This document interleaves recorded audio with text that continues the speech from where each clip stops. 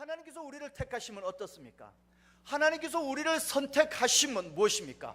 하나님께서 우리를 선택하심으로 말미암아 다른 것은 포기한 겁니다. 이렇게 이야기를 하면 조금 의문을 갖는 분이 계실는지 모르겠습니다. 아니, 하나님께서 나를 부르셨는데 뭘 포기하신단 말이야? 포기하실 게 뭐가 있어서? 아니, 지금 내가 처해 있는 이 환경과 형편 가운데서 하나님의 영광이 나타나고 하나님의 뜻이 이루어지며 하나님의 사람으로 감당해야 할 사명이 있는데 그 일을 감당하도록 선택한 것이 우리예요. 우리를 선택했기 때문에 그 일을 감당할 다른 선택은 없는 겁니다. 그래서 하나님께서 우리를 선택하신 것은 다른 것을 포기한 겁니다. 어쩌면 우리보다 능력 있는 다른 사람을 포기하고 우리를 선택하셨습니다. 어쩌면 우리보다 잘난 사람들을 포기하고 우리를 선택하셨습니다. 어쩌면 우리보다도 뛰어난 사람을 포기하고 우리를 선택하셨습니다. 별로 아멘 하지 않는군요. 별로 동의가 되지 않는가요? 하나님께서는 그렇게 다른 것을 포기하고 우리를 선택하셨습니다. 하나님께서 우리를 선택하셨다는 것은 또한 우리를 책임지신다는 말씀입니다. 할렐루야. 그래, 하나님께서 우리를 책임진다는 이야기입니다. 하나님께서 우리를 통해 귀한 일, 하나님의 계획하심을 이루기를 작정하셨는데 이 일을 이룰 만한 존재가 되지 못합니다. 그럼에도 불구하고 하나님께서 계획하셨고 하나님께서 섭리하셨던 이 일을 이루기 위해서 우리를 통해서 하기로 작정하셨습니다. 그리고 우리를 책임지시는 겁니다. 그러니까 하나님께서 우리의 인생을 터치하시며 우리와 함께 하시고 우리의 인생의 걸음걸음을 인도하셔서 우리의 존재를 하나님의 그 뜻을 이룰 만한 존재가 되도록 세우시고 이끌어 가십니다. 할렐루야. 하나님께서 책임지시기 위해서 하나님께서 우리에게 능력을 부으십니다. 하나님께서 우리에게 은혜를 부으십니다. 하나님께서 우리에게 필요한 환경과 여건을 허락하실 줄로 믿습니다. 할렐루야. 이 어린 아이가 어릴 때 글씨를 가르칠 때 부모는 이 아이들이 연필 잡는 법을 가르칩니다. 아이 손에 연필을 쥐어주면서 이렇게 잡는 거야. 그리고 또한 아이의 손을 잡고서 기역을 쓰고 아를 쓰면서 가, 이렇게 글을 가르쳐주게 되어집니다. 이때 이 아이는 자기 손에 힘을 빼고 가르쳐 주는 대로 연필을 잡고 부모가 잡고 끄는 대로 이 손이 움직여 나갈 때에 가라는 글씨가 쓰여지는 것을 경험하게 되어집니다. 그렇지만 어디 아이들이 그렇게 뜻대로 되던가요? 가르쳐 보셨지만은 그렇게 쥐고 가르치면 어떻게 해요? 지가 하고 싶은 대로 하려고 그럽니다. 지가 쓰고 싶은 대로 쓰려고 그러고 자기가 그리고 싶은 대로 그리려고 합니다. 손에 힘을 빼지 않아요. 손에 힘 좀 빼봐 라고 가르쳐줘도 손에 힘을 잘 뺄 줄을 모릅니다. 이제 연필을 쥐고 뭔가 써야만 될 것 같으니까, 뭔가 그래야만 될 것 같으니까 아이가 그냥 본능적으로 느낌대로 그냥 힘을 주고 그리려고 하고 있을 뿐입니다. 우리는 하나님 앞에 몽땅 연필과 같습니다. 우리는 하나님 손에 붙잡힌 바 되진 몽땅 연필입니다. 하나님께서 우리의 인생을 잡으셔서 하나님께서 쓰시고자 하시는 거룩함을 쓰시고 하나님께서 쓰시고자 하는 사랑을 쓰시고자 합니다. 그런데 우리의 인생이 몸에 힘을 빼지 않아요. 몸에 힘을 주고서 내가 쓰고 싶었던 건 뭔가 써야만 될 것, 뭔가 그래야만 될 것 같고 내 이 인생이 주어진 이 시간 동안 뭔가 이루어야만 될 것 같고 내 능력으로 뭔가 내 자신을 보호하고 지켜야만 될 것 같고 몸에 힘을 잔뜩 주고서 뭔가 우리들 나름대로 쓰려고 하고 그리려고 하게 되어집니다. 그럴 때마다 하나님께서 우리를 툭툭 치시면서 말씀하십니다. 힘 좀 빼봐, 힘 좀 빼봐, 내가 이렇게 좀 써보게. 하나님께서 우리를 툭툭 치면서 말씀하십니다. 그래, 우리는 하나님 앞에 몽땅 연필과 같습니다. 할렐루야. 하나님 손에 붙잡힌 바 되어지는 몽땅 연필이기를 원합니다. 우리 인생의 한 장을 그려 나갈 때에 하나님께서 뜻하신 바를 그릴 수 있게 되기를 소원합니다. 할렐루야. 내 인생 내 뜻대로 사신 분이 있습니까? 없습니다. 이건희도 자기 인생 자기 뜻대로 살지 못합니다. 그래요, 내가 수고해서 번 돈이니까 이 돈은 내 마음대로 쓸 거야. 그러면 자기 마음대로 쓸 수 있던가요? 뜻하지 않은 곳에 돈을 세워나갑니다. 뜻하지 않는 곳에 돈을 쓸 수밖에 없습니다. 결코 자기 원대로 못 씁니다. 아니, 그러면 내 몸이니까, 이 몸은 내 건강은 내 마음대로 되는 거니까 내 하고 싶은 대로 하고 살 거야. 그래서 내 몸은 내 마음대로 내 하고 싶은 대로 하고 살 수 있던가요? 그렇게 안 됩니다. 우리의 건강도 우리가 책임지지 못합니다. 자그마한 바이러스에 의하여 쓰러질 수밖에 없고 넘어질 수밖에 없는 게 우리의 연약함입니다.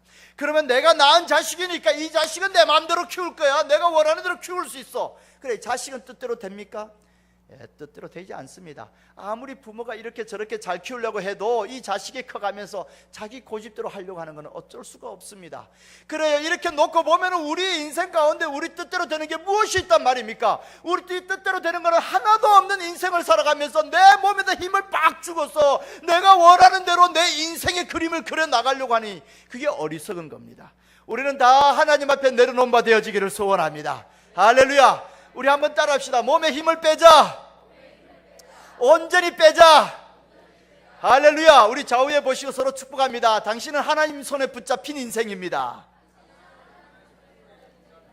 할렐루야. 그래, 우리는 하나님 손에 붙잡힌 바 된 인생입니다. 하나님께서 우리 인생을 붙잡으시고 하나님께서 원하시는 그림을 그리고 하나님께서 원하시는 것을 쓸 수 있게 되기를 소원합니다.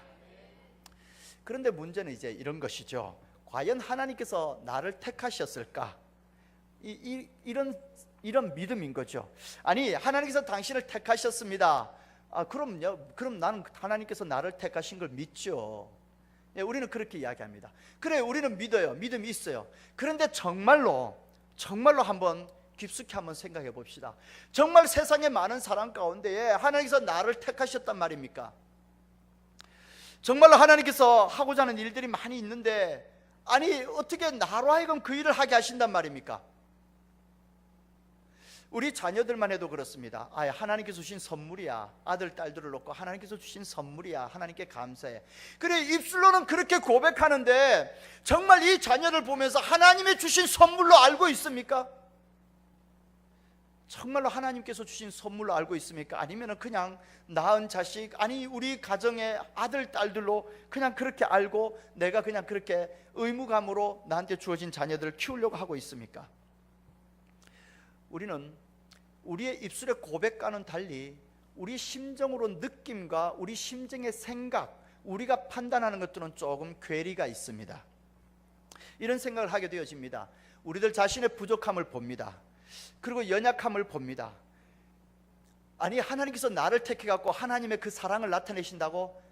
에이, 그거는 사랑이 많은 사람을 택해서 하시겠지. 아니, 하나님께서 나를 택해서 하나님의 거룩함을 나타내신다고? 아니, 그거는 좀 행실이 반듯한 사람을 택해서 하시겠지. 하나님께서 나를 택해가지고서 어려운 사람에게 물질도 나눌 수 있도록 은혜를 주신다고? 아니, 그건 돈 많은 사람을 택하셔서 하시겠지. 뭘, 나는 돈도 없고. 그런데 우리의 믿음은 하나님께서 나를 택하셨다고 고백을 하지만 실제 우리의 느낌이나 감정은 그렇습니다. 나의 부족함을 바라보고 나의 연약함을 바라보고 내가 할 수 없는 이유들만 생각하면서 나하고는 상관없을 것 같은 그러한 이유들만 나열하면서 하나님께서 나를 택하지 아니한 것처럼 생각하고 그렇게 살아가고 있지 않습니까? 실제 우리의 심령 가운데에 하나님께서 택하셨다라는 것을, 그러한 믿음을 가질 수 없도록 느끼게 하고 그러한 믿음을 가질 수 없도록 생각하게 하고 판단하게 하는 것은 마귀의 속임수, 속삭임일 뿐입니다. 우리의 능력이나 우리의 존재의 가치나 우리의 인품이나 이런 것들과 상관없이 하나님께서 우리를 택하셨습니다. 할렐루야. 한번 여쭤봅시다. 성경 어디에 하나님께서 자격 갖춘 자를 택한다고 기록되어 있던가요? 성경 어디에 하나님께서 이러한 능력 있는 자를 택해서 쓰신다라고 기록되어 있던가요? 성경에는 그렇게 기록되어 있지 않습니다. 우리 하나님은 결코 그런 분이 아닙니다. 아니, 어쩌면은 자격 갖춘 자 택해서 하나님께서 쓰시면은 그 자는 하나님 앞에서 이야기할 겁니다. 내가 이런 자격이 있어서 한 거 아닙니까? 능력이 있는 자 하나님께서 택하셔서 쓰시면 그 자는 하나님 앞에 이렇게 고개를 반드시 들고 이야기할 겁니다. 내가 능력이 있어서 한 거 아닙니까? 하나님은 하나님이십니다. 하나님은 살아계십니다. 하나님은 사망 권세를 깨뜨리고 우리를 하나님의 자녀로 세우셨습니다. 하나님께서 하십니다. 그래서 하나님께서 능력이 없는 자, 자격이 없는 자, 안 될 것 같은 자, 그러한 자를 부르셨고 그러한 자를 택하셨고 그러한 자를 통하여 일하고 계십니다. 우리에게는 단지 믿음과 순종이 필요할 뿐입니다. 하나님의 손에 붙잡혔는데도 불구하고 그 손에서 벗어나기 위해서 발버둥 치고 있지는 않습니까? 하나님의 그 깊은 섭리 깨달아짐이 있지만 그것은 나중에 하면 되고, 그것은 어떤 환경이나 여건이 이루어지면 하면 되고, 지금은 아니야 그러면서 내 나름대로 그림을 그리려고 힘을 주고 있지는 않습니까? 우리의 하나님께서 우리를 붙잡으셨다는 이 믿음이 우리에게 필요합니다. 우리가 그 믿음으로 순종함으로 우리 몸에 힘을 빼는 것, 이것만 하면 됩니다. 하나님께서 우리를 받으셔서 하나님께서 원하신 대로 그리시고 써 나가십니다. 할렐루야. 그래요. 하나님의 자녀들이 주님 앞에 붙잡힌 바 된 백성입니다. 그리고 우리한테 필요한 것이 있다면 주님께서 깊은 섭리 가운데에 주님께서 우리 인생을 그리고 계시다라는 사실을 믿기 때문에 거기에 나가는 겁니다. 그저 어쩔 수 없이 몸에 힘을 빼고 주님께 붙잡힌 됐어요. 어쩔 수 없이 매 맞고 혼나고 이제는 정말 방법이 없구나라며 주님 손에 붙잡힌 바 되어 주님 당신이 원하는 대로 그리시오 라며 내 자신을 내려놓은 것 같지 않습니다. 그러한 자는 계속 주님께서 그려나가는 중에 계속 불평불만을 하면서 따라가게 될 겁니다. 결국에 그는 가나안 땅에 들어갈 수가 없습니다. 하나님께서는 그 2세들을 가나안 땅에 데리고 들어갔습니다. 애굽에서 나온 자들, 그들은 애굽에서 나옴으로 말미암아 신분이 자유인이 되었습니다. 그러나 그들은 여전히 노예와 같은 습성이 남아있어 입만 열었으면 불평불만뿐입니다. 광야에서 하나님을 경험할 수 있는 자리였습니다. 그런데 그들은 광야에서 경험한 하나님을 바라보지 아니하고 광야라는 조건을 바라보며 불평불만 속에 지냈습니다. 하나님은 그들을 가나안 땅으로 인도할 수 없었습니다. 그 2세들을 가나안 땅으로 인도한 것입니다. 그래, 내 인생의 여정이 광야와 같이 느껴지십니까? 그래요. 광야이기 때문에 구름 기둥과 불 기둥으로 인도하는 하나님을 경험할 수 있습니다. 광야이기 때문에 만나와 메추라기를 내려주시는 하나님을 경험하는 겁니다. 광야이기 때문에 바위에서 생수가 솟는 것을 경험하는 겁니다. 우리 인생의 여정이 광야에 서 있다라고 느껴질 때에 오히려 우리와 함께하는 하나님, 오히려 우리 가운데 역사하는 하나님을 만나게 되기를 주님의 이름으로 축원합니다. 하나님께서는 그렇게 우리와 함께하며 우리의 인생을 쓰기를 원합니다. 이제 하나님 앞에서 우리의 몸에 힘을 뺍시다. 우리의 몸에 힘을 빼는 것은요, 무엇입니까? 나의 감정이 결코 선하지 못하다는 것을 인정하는 겁니다. 그래서 내 감정대로, 느낌대로 하려고 하지 않습니다. 세상은 이야기합니다. 너가 느끼는 대로 해봐, 그게 진리야 라고 세상은 소리칩니다. 그러나 그 앞에서 내 감정은 결코 선하지 못해라며 내 감정대로 하려고 하지 않고 감정을 내려놓는 것이 내 몸에 힘을 빼는 것입니다. 내 욕망은 결코 의로운 것이 아닙니다. 그래서 내 욕망대로 하려고 하지 않냐고 나의 이 욕망을 주님 앞에 내려놓으며 정말 주님께서 원하시는 건지, 주님께서 쓰시는 것인지 그것을 바라보고자 하는 것이 우리 몸에 힘을 빼는 것입니다. 나의 의견은 진리가 아닙니다. 그렇기 때문에 내 의견대로 해야만 되고 내 의견대로 하려고만 발버둥 치지 아니하고 이것을 내려놓는 것이 내 몸에 힘을 빼는 것입니다. 하나님이 선하십니다. 하나님의 뜻이 선입니다. 하나님의 마음이 사랑입니다. 하나님의 말씀이 진리입니다. 우리가 이 앞에 우리의 몸에 힘을 빼게 되기를 소원합니다. 우리 한번 따라합시다. 이제 몸에 힘을 빼자. 온전히 빼자. 할렐루야. 그래요. 이제 하나님께서 우리의 인생을 잡으시고 하나님께서 원하시는 대로 그 섭리 가운데에 아름다운 모습으로 우리 인생을 그려 나가게 되실 줄로 믿습니다. 하나님께서 아브라함을 부를 때는 어땠을까요? 아브라함은 별명은 믿음의 조상입니다. 하나님께서 아브라함을 부를 때에 아브라함이 믿음이 좋아서 하나님께서 아브라함을 부르신 것일까요? 결코 그렇지 않습니다. 사도행전 7장에 보게 되어지면 사도행전 7장 2절에 이렇게 기록되어 있습니다. 스데반이 이르되 여러분 부영들여 들으소서. 우리 조상 아브라함이 하란에 있기 전 메소포타미아에 있을 때에 영광의 하나님이 그에게 보여 이르시되 너 고향과 친척을 떠나 내가 너게 보일 땅으로 가라 하시니. 그러니까 아브라함이 하란에 살기 전에 이미 그 고향, 본래의 고향 갈대아 우르에 있을 때에, 메소포타미아 지역 갈대아 우르가 고향입니다. 거기에 있을 때 하나님의 영광이 나타났다 그랬습니다. 하나님의 영광이 나타나서 너 고향 친척을 떠나 내가 너게 보일 땅으로 가라 그랬습니다. 근데 아브라함은 떠나지 못한 겁니다. 아브라함이 떠나지 못하고 거기서 주저앉아 있고 두려움만 하고 있습니다. 하나님의 큰 영광을 봤으니 그 영광 앞에 참으로 두려움 가운데 죽을까 살까 염려하고 걱정 가운데 있었습니다. 아버지가 보니까 이게 아들이 죽을 것 같아. 이게 웬일이냐, 어찌된 일이냐. 이 아들이 이야기합니다. 어떤 큰 신의 영광이 나타났는데 여차여차합니다. 아버지가 큰일 났구나, 이거 어떡하냐, 이러다 너 죽을라, 우리 가자. 그래서 아버지가 그 가족을 데리고 떠나게 되어집니다. 갈대아 우르에서 아버지가 가족들을 데리고 떠나서 하란으로 옮겨 되어집니다. 그래서 창세기 11장에 보게 되지만, 창세기 11장 가게 되어지면요, 하나님께서 아버지 데라가 아브람과 조카 그 가족들을 데리고 갈대아 우르에서 떠나 하란으로 왔다. 가나안 땅으로 가고자 하여 하란으로 왔다라고 창세기에서 기록하고 있습니다. 그래요. 가나안 땅으로 이미 아버지 데라가 가기로 작정하고 그 아들을 데리고 떠난 겁니다. 아들이 주도한 여행이 아니고 아버지가 주도한 여행이었습니다. 그러니까 아브라함은 처음부터 믿음의 사람 아니었습니다. 하나님의 부름에 순종한 사람 아니었습니다. 근데 이 하란에서, 이 갈대아 우르에서 떠나 하란으로 왔는데 이 하란을 벗어나 가나안까지 가지 못했습니다. 그리고 하란에 머물던 중에 아버지 데라가 죽게 됩니다. 창세기 11장 마지막에 보면 아버지 데라가 죽습니다. 그리고 난 뒤에 하나님께서 아브라함을 다시 부르게 되어집니다. 이 하란은 바벨론 문명의 바벨론 문명 변방에 있는 지역입니다. 그러니까 아버지는 이 바벨론 문명 끝자리까지 왔는데 이 문명을 벗어나서 가나안까지는 미처 못 갔던 겁니다. 아버지는 거기에 머물렀던 겁니다. 그럴 때 하나님께서 다시 아브라함을 부르면서 너 고향 친척 본토 아비 집을 떠나라라고 이야기합니다. 아브라함은 도대체 어떻게 떠나야 될지, 무엇을 가지고 떠나야 될지, 어느 길로 가야 할지 막막하고 잘 알지 못했습니다. 그러나 하나님의 이 부름에 이제는 어쩔 수 없이 아버지까지 죽고 나니까 아버지가 떠난 겁니다. 이게 창세기 12장에 하나님께서 아브라함을 부르는 장면입니다.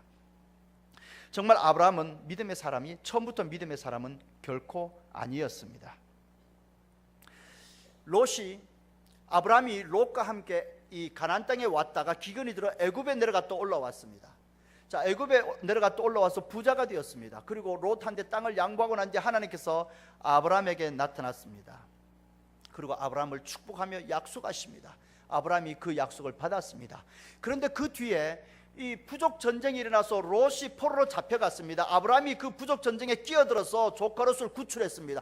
그러고 난 뒤에 아브라함은 두려웠어요. 이 부족 전쟁에 끼어들었으니 이제 저들이 나를 치면 어떡하나 염려 가운데 있었습니다. 그때 하나님께서 아브라함에게 임재하셔서 말씀합니다. 두려워 말라. 나는 내 방패요 너의 지극히 큰 상급이니라. 하나님께서 이렇게 말씀을 하시고 아브라함에게 인간적인 방법으로 하나님의 약속을 들려주십니다. 이때 아브라함은 하나님한테 이렇게 이야기합니다. 하나님께서 약속하신 대로 나한테 후사를 주지 않았습니다. 그래서 내가 우리 집에서 키운 저 종 다메섹에서 데리고 온 엘레셀이 나의 후사가 될 겁니다. 아브라함은 이렇게 이야기합니다. 이 아브라함이 어떻게 믿음의 조상입니까? 아브라함이나 우리나 똑같다는 이야기입니다. 아브라함이나 우리나 하나님 앞에 부름을 받아 나왔을 때에 믿음이 없기는 마찬가지였습니다. 아브라함은 이렇게 하나님을 경험하는 겁니다. 그러고 난 뒤에도 아브라함은 하나님의 약속은 제쳐놓고 이스마엘을 낳아서 키우게 됩니다. 이스마엘을 13년간 키우며 애지중지하는 중에 하나님께서 아브라함에게 이렇게 말씀합니다. 나는 전능한 하나님이라. 너는 내 앞에서 행하여 완전하여라. 너의 이 행위가 완전하지 않다는 거죠. 하나님께서 이것을 지적하면서 할례로서 언약을 맺습니다. 그때 아브라함은 하나님 앞에 이렇게 이야기합니다. 엎드려 웃으며 마음속으로 100세 된 사람이 어찌하여 아들을 낳을까? 사라는 90세니 어찌하여 출산하리요? 그러면서 아브라함은 하나님한테 이렇게 이야기합니다. 이스마엘이나 하나님 앞에서 살기를 원하나이다. 이게 무슨 말이에요? 하나님이 이스마엘이 있지 않습니까? 이스마엘이 약속의 자녀입니다. 하나님이 이 이스마엘을 통해서 약속하신 축복을 주시면 됩니다. 이 말입니다. 그래요. 이러한 아브라함은 믿음이 없었습니다. 그래요. 이런 아브라함은 그 인생의 여정을 걸어가면서 하나님을 경험하고 참으로 이 하나님을 만나고 알아가면서 그 믿음이 자란 겁니다. 그래서 결국에는 이 하나님의 약속의 자녀 이삭을 하나님 앞에 내려놓기까지 그 믿음의 과정을 통과하게 되어집니다. 우리도 마찬가지입니다. 우리도 믿음이 없이 하나님 앞에 부름을 받아 이 자리에 나왔습니다. 지금 믿음이 있는 것 같습니까? 지금 우리가 믿음이 있다 하나 믿음이 없다 하나 다 거기가 거기예요. 우리의 믿음은 그 수준이 그 수준입니다. 믿음이 좋은 것 같지만요, 몸이 아팠을 때에 의사가 이렇게 검사해 보면서 여기 있는 이 종양은 암이 아닙니다, 이 말 한마디가 내가 하나님 앞에 기도하고 하나님 앞에 맡겨드린 이 믿음의 기도보다도 훨씬 더 우리의 마음을 편하게 하고 있지 않습니까? 우리의 믿음은 그 정도밖에 안 된다는 이야기입니다. 믿음이 있으나 없으나 다 도토리 키재기입니다. 그래요. 이러한 우리를 부르셔서 하나님께서 우리의 인생 가운데 함께합니다. 아브라함과 함께 하셨던 것처럼 우리의 인생 가운데 함께합니다. 그래야 하나님 앞에 예배자로 우리를 세우길 원합니다. 하나님 앞에 나왔을 때 하나님의 살아계심을 우리한테 가르쳐 주십니다. 하나님의 말씀을 가르쳐 주시며 하나님의 어떤 분인가 깨우치게 하십니다. 그러면서 우리의 인생을 간섭하셔서 결국에는 우리의 존재를 믿음의 조상 아브라함처럼 믿음의 사람으로 세우길 원하십니다. 할렐루야. 우리가 그 여정을 걸어가는 길에 있어서 아브라함처럼 승리하게 되기를 주님의 이름으로 축원합니다. 하나님께서 모세를 부를 때는 어땠습니까? 모세는 강가에 버려졌던 자 하나님께서 그를 궁궐에서 자라게 은혜를 베푸셨습니다. 그래 모세는 애굽 궁궐에서 지도자 교육을 받으면서 40년간 자랐습니다. 그래요, 모세가 궁궐에서 지도자로서 리더십도 배웠습니다. 지도자로서의 학식도 배웠습니다. 지도자로서의 이 혈통도 이어받았습니다. 실제 혈통은 아니었지만 모세는 그 위치에 섰습니다. 그래서 하나님께서 모세를 불렀습니까? 아니요. 하나님은 그런 모세를 부르지 않았습니다. 오히려 모세가 이 백성들에게 비전을 갖고 다가갔다가 자신의 정체가 들통나 광야로 도망을 갔습니다. 처갓집에 얹혀서 처가에 그 양을 치면서 40년간 지냅니다. 나이 80이 돼서 이제 더 이상 비전을 품을 수 없습니다. 더 이상 꿈을 가질 수 없습니다. 더 이상 이제는 혈기도 없습니다. 이제는 이 애굽 사람을 쳐 죽일 힘도 없습니다. 그러할 때에 하나님께서 모세를 부르신 겁니다. 그래요, 그 몸에 완전히 힘이 빠지고 난 뒤에 그때에 하나님께서 모세를 불렀다는 이야기입니다. 그래요, 우리 몸에 완전히 힘이 빠지고 난 뒤에 그때 하나님께서 우리의 인생을 잡으셔서 하나님의 그림을 그려 나가신다는 이야기입니다. 할렐루야. 하나님 앞에 우리의 몸에 힘을 뺍시다. 온전히 뺍시다. 하나님께 붙잡힌 바 됩시다. 하나님의 쓰심을 그려 나갑시다. 할렐루야. 그래, 하나님의 붙잡힌 바 되는 인생이기를 소원합니다. 예수님께서 제자들을 부르신 것은 어떻습니까? 제자들 가운데에 정치적인 영향력 있는 자를 부르셨습니까? 아닙니다. 제자들 가운데에 종교적으로도 백성들의 존경을 받고 인도함을 받는 자, 그러한 자를 세웠습니까? 아닙니다. 제자들 가운데에 백성들로부터 랍비라고 존경받는 자를 불렀습니까? 아닙니다. 예수님은 그저 아무것도 아닌 것 같았던 자들, 그저 일상생활에서 평범했던 자들, 그러나 주님의 부르심 앞에 순종하는 자들을 부르신 겁니다. 할렐루야. 그래요, 우리가 무엇을 갖춰서 하나님 앞에 가겠습니까? 무엇을 우리가 세워가지고 우리가 어떤 업적을 이루어가지고 하나님 앞에 가겠습니까? 우리는 하나님의 은혜를 입은 자들일 뿐입니다. 그래, 하나님의 뜻을 위하여 부르심을 받았습니다. 우리는 그저 믿음으로 순종하며 우리의 인생을 주님 앞에 내려놓습니다. 할렐루야. 하나님은 능력의 사람을 부르는 것이 아니라 순종의 사람을 부릅니다. 우리 한번 따라합시다. 하나님은 능력의 사람이 아니라 순종의 사람을 부르신다. 하나님은 능력의 사람이 아니라 순종의 사람을 부르신다. 할렐루야. 왜냐하면 능력의 사람은 자기 능력으로 할 거니까요. 순종의 사람은 자기 몸에 힘을 빼고 하나님의 쓰심에 합당하게 자신을 들여놓을 거니까요.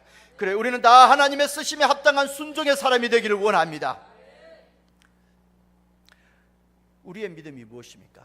아무것도 할 수 없다라는 사실을 절감하고, 나라는 존재가 별것 아니라는 것을 깨닫고, 나라는 이 존재가 하나님의 거룩한 꿈을 담을 만한 자가 아니라는 것을 알고, 하나님의 거룩한 사랑을 담을 만한 자가 아니라는 것을 알고, 단지 내 가슴을 찢으면서 이렇게 부족하고 연약함에도 불구하고 하나님께서 택하셨다는 사실을 믿고 우리들 자신의 몸에 힘을 빼며 우리들 자신을 주님 앞에 내려놓는 것, 이것이 우리의 믿음입니다.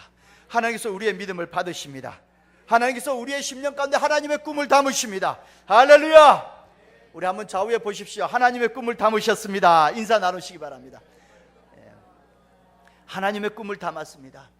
그래요, 하나님께서 우리에게 하나님의 꿈을 담으셨습니다. 아니, 연세가 많은데 이제 내가 살 날이 얼마 남았다고 하나님께서 내한테 하나님의 꿈을 담어? 아니요, 그래도 하나님의 꿈을 담으셨습니다. 그래요, 연세 많다 할지라도 오히려 자녀 손들을 바라보며 주님의 이름으로 축복해야 됩니다. 주님의 이름으로 축복하며 그들 향한 축복의 통로를 열기를 하나님께서 기대합니다. 하나님은 우리의 입술을 그렇게 사용하기 원하시는 그 꿈을 우리에게 담으셨습니다. 할렐루야.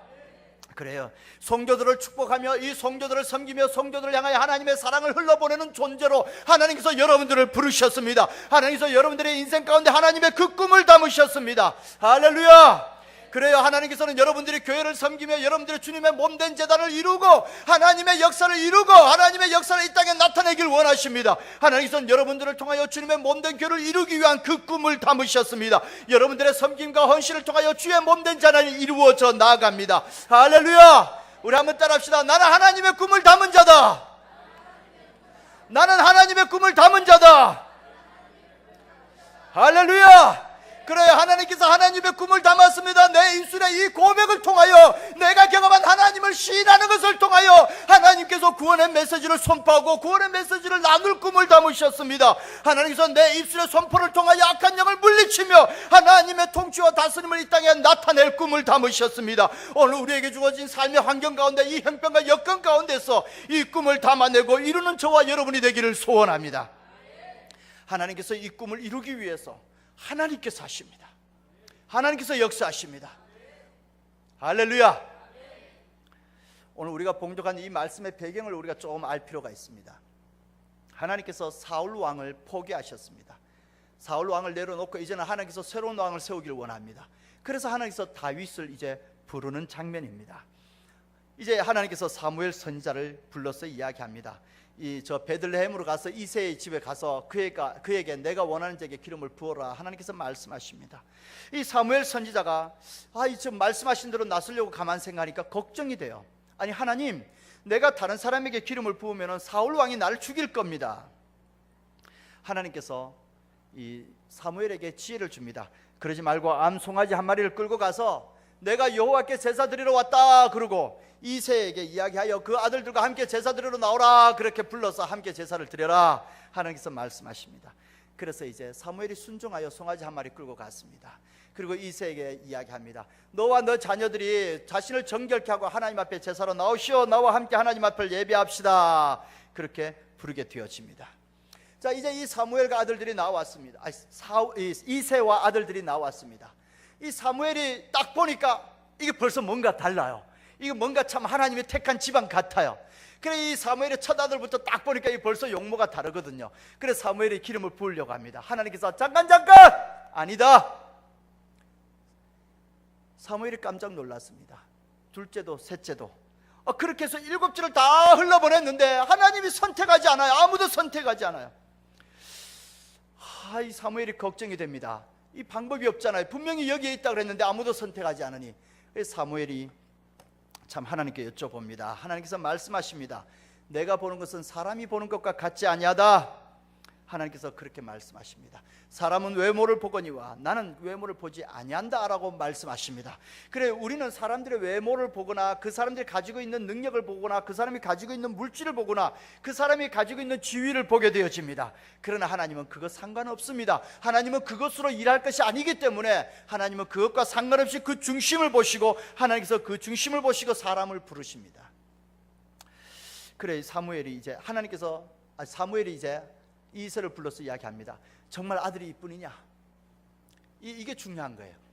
이새가 우리 아들 7 다 왔습니다. 아니, 말자 하나 더 있습니다. 저 말자 8째가 있는데 데리고 오겠습니다. 이새가 그런 게 아니란 말이에요. 지금 아버지가 그런 게 아니고 사무엘이 아버지한테 묻는 거예요. 너 아들이 이 다냐? 그랬더니 그제서 이새가 이야기합니다. 아니, 우리 저 말제가 하나 있는데 지금 저 들에서 양을 치고 있습니다. 그제서 사무엘이 이야기합니다. 그 아들이 오기까지 우리는 먹지 않겠다. 그 아들을 데리고 와야 되겠다. 그래서 사람을 보내어 그 막내를 데리고 오게 되어집니다. 그래요, 다윗이라는 존재, 그런 존재였습니다. 다윗이 들으면 서운하겠지만 아버지에게조차 형제들에게조차 다윗이라는 자는 아무것도 아닌 존재였습니다. 그 정도밖에 되지 않았습니다. 정말 그 집에서도 별것 없었습니다. 그리고 그 부모도 그 형제도 다윗의 존재감이 없기에 그가 있는지 없는지 신경도 쓰지 않았습니다. 다윗은 어쩌면 소외감 가운데에 들에 나가 양을 쳤는지도 모르겠습니다. 다윗은 배신감, 부모로부터의 그 거절감, 그 가운데에 들에 나가서 양을 치고 있었습니다. 그러나 하나님은 그 다윗을 택하셨습니다. 할렐루야. 가족들은 인정하지 않았지만 하나님은 그 다윗을 인정한 겁니다. 할렐루야. 하나님의 택하신 백성, 그렇습니다. 세상 사람들은 인정하지 않는다 할지라도, 옆에서 누가 뭐라 할지라도 하나님께서 택하신 백성, 하나님께서 함께 하십니다. 하나님께서 그를 세우고 하나님께서 그를 통해 일하십니다. 할렐루야. 누가 인정하지 않는다 할지라도, 누가 우리를 향하여 손가락질다 한다 할지라도, 아니 누가 우리를 보면서 비위상하는 소리를 한다 할지라도 우리는 하나님의 택한 자입니다. 할렐루야. 때로는 어떤 질병 가운데 있다 할지라도 우리는 하나님의 택한 자입니다. 우리는 하나님 앞에 세움 받은 자입니다. 결국 우리는 이 땅에서 하나님을 찬양하고 예배하며 하나님의 나라를 이루고, 결국 우리는 하나님 앞에 가가지고서도 영광 중에 하나님을 찬양하고 예배하며 하나님의 백성으로 남을 자입니다. 할렐루야.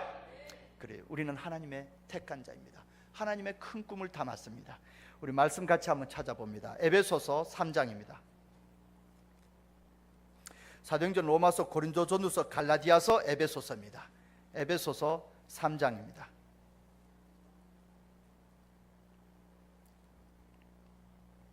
에베소서 3장 20절입니다.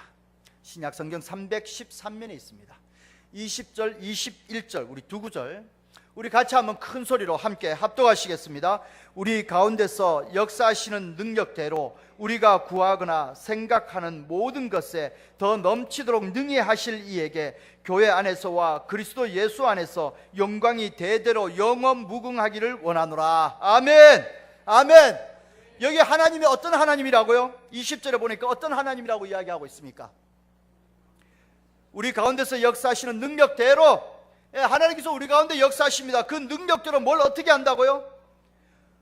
우리가 구하거나 생각하는 것, 그 모든 것에 더 넘치도록 능히 하실 이다. 할렐루야. 그래, 우리가 구하는 것은 우리 수준이에요. 내가 가지고 있는 능력 그 수준입니다. 내가 알고 있는 지식 그 수준입니다. 내가 경험한 경험 그 정도의 수준입니다. 그러나 하나님은 이것을 넘어서서 놀라운 일들을 하시겠다고 말씀하십니다. 내 인격은 이 정도밖에 되지 않습니다. 그러나 하나님은 내 인격을 넘어선 하나님 나라의 거룩함과 사랑을 담은 귀한 일을 하시고자 하십니다. 할렐루야. 저와 여러분은 하나님의 꿈을 담은 자입니다. 하나님의 꿈을 담은 자입니다. 하나님께서 쓰실 때 아름다운 모습으로 쓰임받게 되기를 주님의 이름으로 축원합니다. 기도드립니다.